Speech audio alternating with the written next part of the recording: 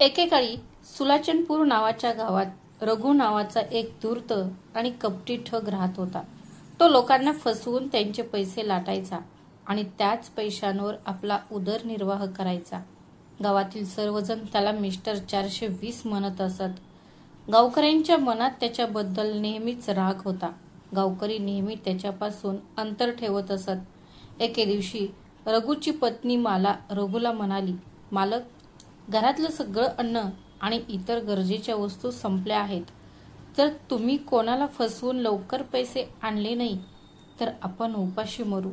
रघु म्हणाला, माला, तुझं बरोबर आहे, पण गावकऱ्यांनी माझे सगळे डाव ओळखले आहेत, त्यामुळे ते आता माझ्या जाळ्यात अडकणार नाहीत. माला म्हणाली, तुला जे काही करायचं आहे ते कर, पण पैशांची सोय लवकर कर, नाहीतर उद्यापासून तुला खायला काही मिळणार नाही. रघु म्हणाला, ठीक आहे भाग्यवान, आता तू तुझं काम कर आणि मला नवीन योजना आखू दे. रघु विचारात गढून घरात गेला. अचानक त्याची नजर कपाटावर पडली. त्याला एक लहान पितळी मूर्ती सापडली. त्याला प्रश्न पडला, या पितळी मूर्तीला सोन्याचा मुलामा देऊन एखाद्या मूर्ख माणसाला सोन्याच्या भावाने का विकू नये? रघुने पटकन कपाटातून ती पितळी मूर्ती काढली आणि तो गावातील सोनाराकडे गेला. तो म्हणाला, अहो दादा, कृपया या पितळी मूर्तीला सोन्याचा मुलामा द्या. कितीही खर्च आला तरी मी द्यायला तयार आहे. सोनार म्हणाला, श्री 420, असं दिसतंय की आज तुम्ही आणखी एक युक्ती शोधून काढली आहे. आज या मूर्तीने कोणाला फसवू इच्छिता? आम्हालाही सांगा. रघु म्हणाला, अरे नाही दादा, तसं काही नाही. मी फसवणुकीचा धंदा सोडून दिला आहे. ही मूर्ती थोडी गहाण झाली आहे म्हणून मला वाटलं हिला सोन्याचा मुलामा का देऊ नये. सोनाराने पटकन पितळेच्या मूर्तीला सोन्याचा मुलामा दिला. ती मूर्ती सोन्याचीच दिसत होती आणि खरोखरच ती तशीच होती. सोनाराला पैसे देऊन आनंदी झालेला रघु घरी परतला. दुसऱ्या दिवशी सकाळी तो मूर्ती घेऊन घरातून बाहेर पडला. चालत चालत तो जवळच्या एका गावात पोहोचला, जिथे त्याने एका माणसाला एक डब्बा घेऊन जाताना पाहिले. रघुला प्रश्न पडला की आपण या माणसाला लक्ष का करू नये. तो माणूस रघुजवळून जात असताना त्याने विचारले, भाऊ, तुम्ही या डब्यात काय घेऊन जात आहात? तो माणूस म्हणाला, यात शुद्ध गाईचे तूप आहे. मी ते विकायला दुसऱ्या गावांमध्ये घेऊन जात आहे. रघु म्हणाला, भाऊ, माझे नाव रघु आहे. मी सुलोचनपूर गावात राहतो. माझी पत्नी आजारी आहे. डॉक्टरने तिला शुद्ध गाईचे तूप खाण्याचा सल्ला दिला आहे. जर तुम्ही मला तुपाचा हा डब्बा दिलात तर तुम्ही माझ्यावर खूप मोठे उपकार कराल. तो माणूस म्हणाला, पण तुपाच्या या डब्याची किमतीच्या बदल्यात तुम्हाला काय देणार? रघुने पटकन आपल्या खिशातून तीच सोन्याचा मुलामा असलेली पितळीची मूर्ती काढली आणि मला दाखवत म्हणाला, दादा, सध्या माझ्याकडे फक्त हीच मूर्ती आहे. तुम्हाला योग्य वाटत असेल तर याच्या बदल्यात मला तूप द्या. त्या माणसाने रघुच्या हातातून मूर्ती घेतली. तिला सर्व बाजूनी निरखून पाहिले आणि विचार केला, हा माणूस मला मूर्ख वाटतो. जर त्याला या मौल्यवान सोन्याच्या मूर्तीच्या बदल्यात तुपाचा डब्बाच हवा असेल तर मी त्याला हा डब्बाच द्यायला हवा. हा एक खूप फायदेशीर सौदा आहे. तो माणूस म्हणाला, ठीक आहे दादा, जर तुपाच्या या डब्याने तुमच्या पत्नीचा आजार बरा होत असेल तर तुम्ही तो घेऊ शकता. त्या बदल्यात तुमची ही मूर्ती मला द्या. रघुने पटकन त्या माणसाला मूर्ती दिली आणि त्याच्या डोक्यावरून डब्बा काढला. रघु म्हणाला, भाऊ, जाण्यापूर्वी मला सांग, तू कोणत्या गावचा आहेस आणि तुझं नाव काय आहे? तो माणूस म्हणाला, माझं नाव सूरज आहे आणि मी किशनपूर गावचा आहे. रघु म्हणाला, तुझं गाव आमच्या जवळच आहे. दादा, तू संकटाच्या वेळी मला साथ दिली आहेस. देव तुला याचे फळ नक्कीच देईल. सूरज म्हणाला, हो दादा, तुमच्यासारख्या सज्जनांना मदत करायला मला नेहमीच आनंद होतो. रघु तुपाचा डबा घेऊन आपल्या गावी परतला आणि सूरज सुद्धा त्याच्या अर्मिक गावी निघाला. जेव्हा सूरज त्याच्या गावात पोहोचला तेव्हा तो त्याची पत्नीला म्हणाला, बघ राधा, आज मी तुझ्यासाठी सोन्याची मूर्ती आणली आहे. राधाने विचारले, हे खरं आहे का? पण ही मूर्ती तुला कुठून मिळाली? सूरजने उत्तर दिले, हे सगळं त्या तुपाच्या डब्यामुळे झालं आहे. त्या तुपाच्या डब्याच्या बदल्यात मी ही मूर्ती आणली आहे. राधा म्हणाली, स्वामी, आज तुम्ही मोठी शिकार साधली आहे. सूरज म्हणाला, तुझं बरोबर आहे राधा. तो माणूस घरी जाऊन तुपाचा डबा उघडल्यावर आपलं डोकं आपटून घेईल. राधा हसली आणि म्हणाली, हो स्वामी, तुम्ही संपूर्ण डबा शेणाने भरला आहे आणि वरून फक्त थोडंच तूप लावलं आहे. याचा एक थर तयार होऊन तो घट्ट झाला होता. सूरज म्हणाला की जेव्हा तो तुपाऐवजी शेणाने भरलेला डबा पाहायचा तेव्हा तो अक्षरशः आपलं डोकं आपटायचा. मग थोडा विचार करून सूरज आपल्या पत्नीला म्हणाला, राधा, तुझ्यासाठी सोन्याचे दागिने बनवून घेण्याचा मी खूप दिवसांपासून विचार करत आहे. तुम्ही ही मूर्ती फोडून स्वतःसाठी सोन्याचे दागिने बनवावेत. राधा म्हणाली, स्वामी, तुम्ही खूप दयाळू आहात. मी आत्ताच सोनाराकडे जाते आणि परत येताना तुमच्यासाठी तुमची आवडती अंगठी बनवून आणीन. राधाने आपल्या पतीकडून मूर्ती घेतली आणि सोनाराकडे गेली. दुकानाच्या दिशेने निघाले राधा ती मूर्ती त्याच सोनाराकडे घेऊन गेली ज्याने तिला सोन्याचा मुलामा दिला होता. दुकानात राधा सोनाराला म्हणाली, या सोन्याच्या मूर्तीच्या बदल्यात मला स्वतःसाठी सोन्याचे दागिने बनवून घ्यायचे आहेत. सोनाराने मूर्ती हातात घेतली आणि म्हणाला, मला ती पाहू द्या. हातात घेताच सोनाराने ती मूर्ती ओळखली आणि म्हणाला, ही मूर्ती पितळेची आहे. फक्त सोन्याचा मुलामा दिला आहे. काल मी स्वतःच्या हाताने या मूर्तीला सोन्याचा मुलामा दिला आहे. त्यावर सोन्याचा मुलामा होता, पण ही मूर्ती तुमच्याकडे कशी आली? उत्तर न देता राधा मूर्ती घेऊन मनातल्या मनात नवऱ्याला शाप देत थेट घराकडे निघाली. घरी पोहोचल्यावर तिने रागाने नवऱ्याला शाप दिला. ती सूरजला म्हणाली, तुला मस्करी करायला दुसरं काही सापडलं नाही म्हणून तू ती सोन्याची आहे असं सांगून माझ्या हातात पितळेची मूर्ती दिलीस.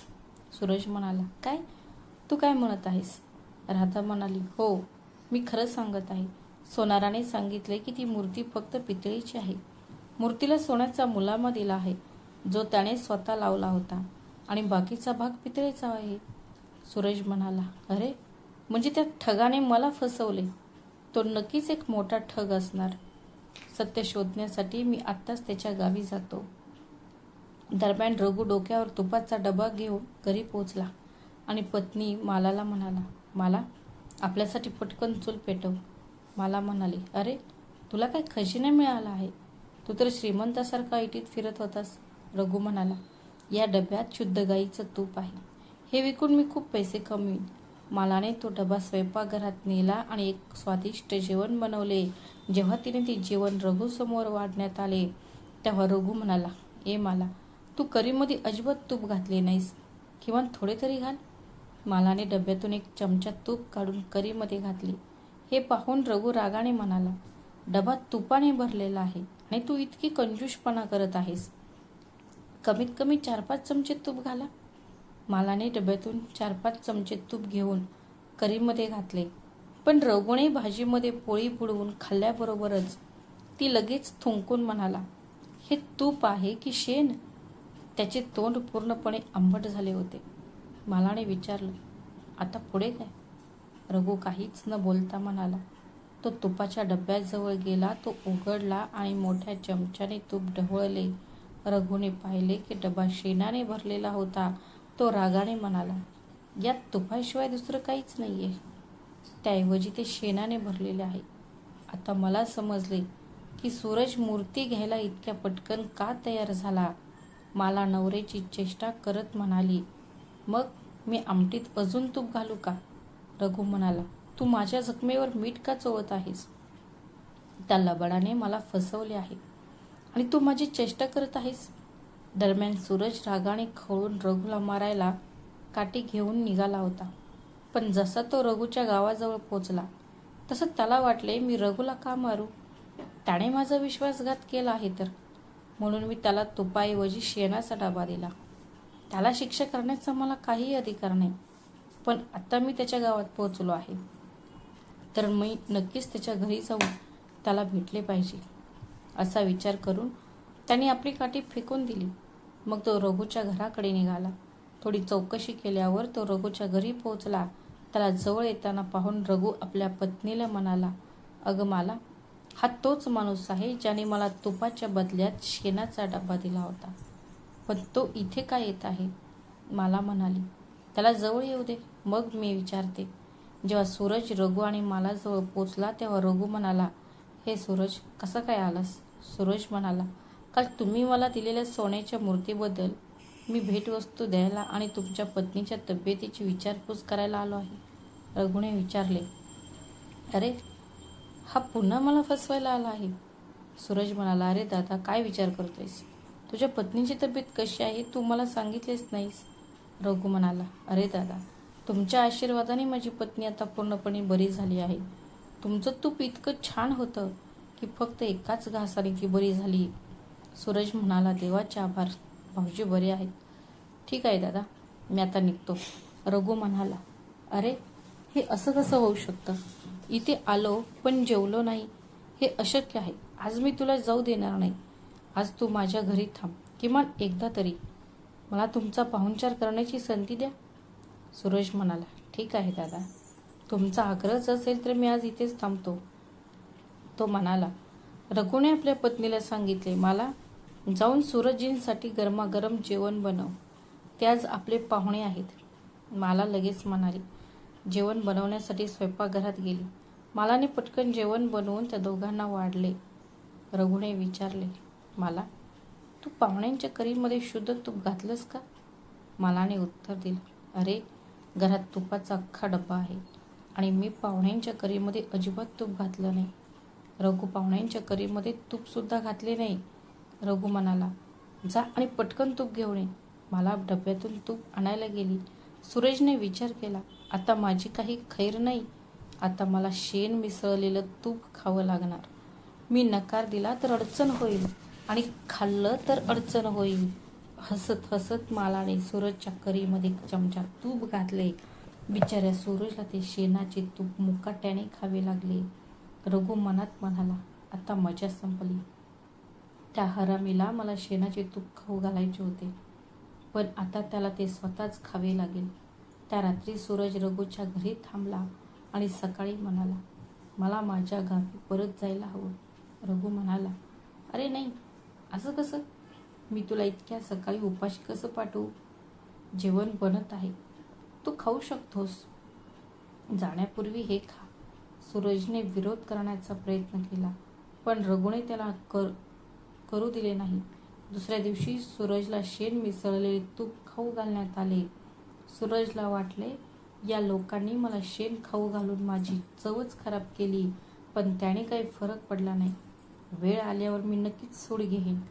जेवणानंतर जेव्हा सूरजने रघुचा निरोप घेतला तेव्हा रघु म्हणाला, दादा, पाहुणचारात काही कमी पडले असेल तर कृपया मला माफ करा. माझ्या घरी जे काही होतं तेच मी तुम्हाला खाऊ घातलं.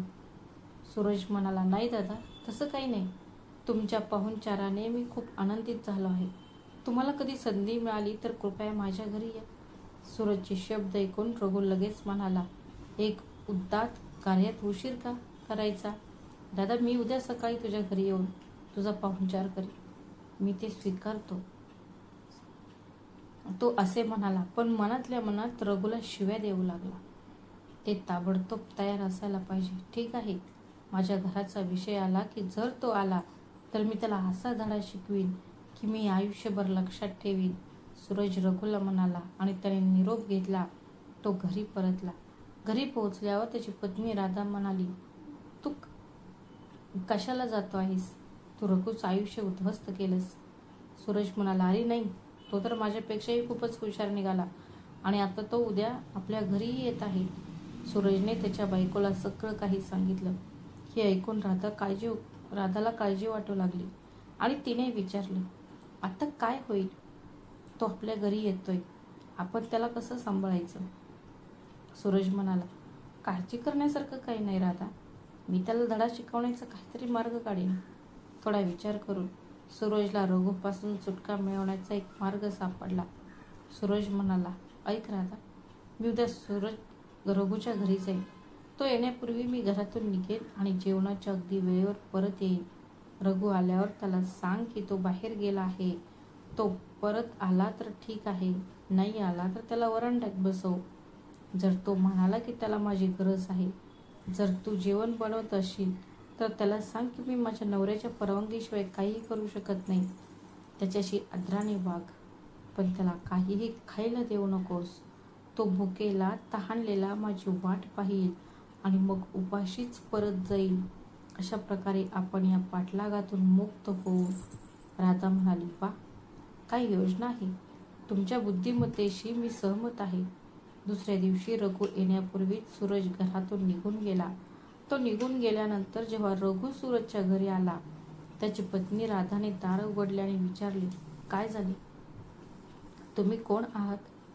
रघु म्हणाला, मी सुलोचनपूर गावचा आहे. सूरजजींनी मला त्यांच्या घरी जेवायला बोलवले आहे. राधा म्हणाली, पण तुमचे मित्र घरी नाहीत आणि त्यांनी मला सांगितले नाही तुम्ही येणार आहात. तरीही कृपया वरांड्यात बसा, तो लवकरच येईल. रघु म्हणाला, ठीक आहे, मी वरांड्यात बसून त्याची वाट पाहतो. राधा रघुला वरांड्यात घेऊन आली आणि म्हणाली, माफ कर दादा, तुमचे मित्र इथे नाहीत. तो इथे असता तर त्याने तुमच्यासाठी कोंबडी कापली असती. रघु म्हणाला, वहिनी, काळजी करू नका. सूरजजी बाहेर गेले असतील तर मी आहेच. मी स्वतः कोंबडी कापेल. हे ऐकून राधा घाबरली आणि म्हणाली, नाही नाही, तसं करू नका. माझ्या नवऱ्याला खूप लवकर राग येतो आणि मी त्याच्या इच्छेविरुद्ध काहीही करू शकत नाही. जर तुम्ही कोंबडा मारलात तर तो माझ्यावर खूप रागवेल. राधाच्या शब्दांचा रघुवर काहीही परिणाम झाला नाही. तो म्हणाला, वहिनी, काळजी करू नकोस. मी तुझ्यासाठी आत्ताच एक कोंबडी कापून देतो आणि तू जाऊन चूल पेटव. मी सूरजजींना सगळं समजावून सांगेन, म्हणजे ते तुझ्यावर रागवणार नाहीत. असं म्हणून रघुने अंगणात फिरणारी एक धडधाकट कोंबडी पकडली आणि तिला लगेच मारून टाकले. तो म्हणाला, वहिनी, माझ्यासाठी चिकन बनवा आणि काळजी करू नका. मी सूरजजींना समजावून सांगेन. राधा म्हणाली, ठीक आहे, तुम्ही कोंबडी आधीच मारली आहे, त्यामुळे तुम्हालाच ती बनवावी लागेल. तिने कोंबडी घेतली आणि स्वयंपाकघरात गेली. त्यानंतर दुपारपासून संध्याकाळपर्यंत कित्येक तास उलटून गेले, पण राधा कोंबडी घेऊन बाहेर आली नाही. सूरज मुद्दाम घरातून गायब झाला आहे हे रघुला समजले, पण रघु हट्टी होता आणि तिथेच थांबला. रात्र झाल्यावर सूरज घरी परत आला. रघुला तिथे पाहून तो विचार करू लागला, अरे, हा मूर्ख अजून इथेच आहे. आता आपल्याला त्याला खायला घालावं लागेल. मग थोडा विचार करून सूरज म्हणाला, हे रघु, कधी आलास? सॉरी मित्रा, मला एका तातडीच्या कामासाठी अचानक दुसऱ्या गावी जावं लागलं आणि घाई गडबडीत मी माझ्या बायकोला एकटं सोडून आलो. मी तिला तुझ्या येण्याबद्दल सांगूही शकलो नाही. रघु म्हणाला, काही नाही मित्रा, असं नेहमीच घडतं. सूरज रघुला आत घेऊन गेला आणि म्हणाला, ऐक, पाहुणे आले आहेत, पटकन चिकन बनव. राधा म्हणाली, तयार आहे. मग सूरज स्वयंपाकघरात गेला आणि आपल्या पत्नीला म्हणाला, ऐक, या माणसाला चांगली वागणूक द्यायला हवी. जेव्हा चिकन तयार होईल तेव्हा ते त्याला एक लहान चांदीच्या भांड्यात वाढ आणि बाकीचे मला एका मोठ्या पितळीच्या भांड्यात दे. राधा म्हणाली, ठीक आहे, मला समजले. ती निघून गेली. जेव्हा जेवण तयार झाले तेव्हा राधाने त्या दोघांनाही त्याच पद्धतीने जेवण वाढले. आपली फसवणूक होत आहे रघुच्या लक्षात आले. तो म्हणाला, पाहुण्याला चांदीच्या भांड्यात आणि यजमानाला पितळीच्या भांड्यात जेवण वाढणे, हे काही बरोबर वाटत नाही. चला जेवूया. पितळीचे भांडे मला दे आणि तू चांदीच्या भांड्यात जेव. सूरज म्हणाला, नाही नाही, ते सोडून दे, मी पितळीच्या भांड्यातच जेवीन. सूरजने त्याला समजवण्याचा प्रयत्न केला, पण रघुने नकार दिला. रघुने सूरजकडून पितळीचे भांडे हिसकावून घेतले आणि फोडून पितळीचे भांडे ओढले आणि चांदीचे भांडे सूरज समोर ठेवले. मग तो पितळीच्या भांड्यातून पटकन कोंबडी खाऊ लागला. सूरजने मनातल्या मनात विचार केला, त्याने माझी योजना उधळून लावली. आता तो पोटभर खाईल आणि मी उपाशीच राहील. काही वेळ सूरज रघु कोंबडी खात असताना त्याच्याकडे रागाने पाहत राहिला.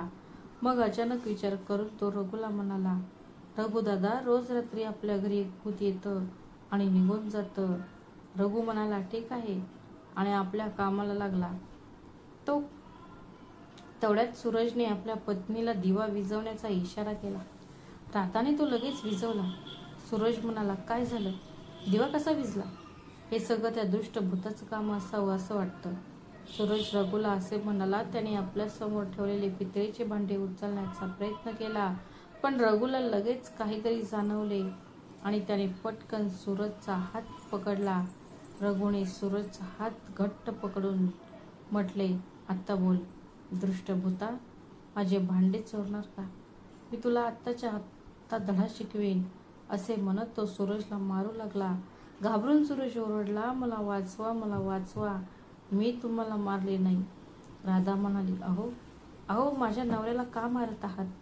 रघु म्हणाला, वहिनी कृपया बाजूला व्हा.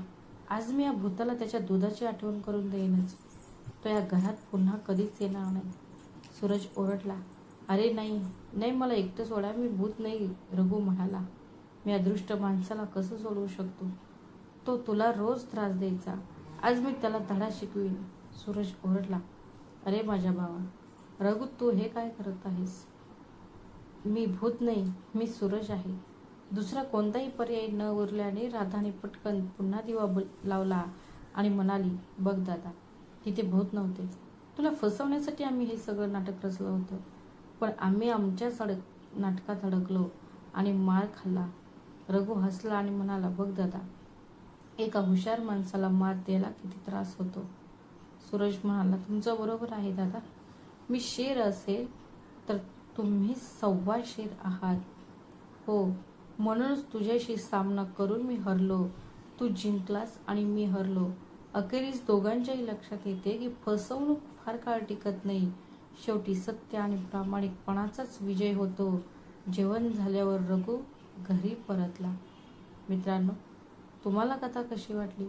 कथा आवडल्यास व्हिडिओला लाईक करा, शेअर करा आणि आमच्या चॅनलला सबस्क्राईब करायला विसरू नका.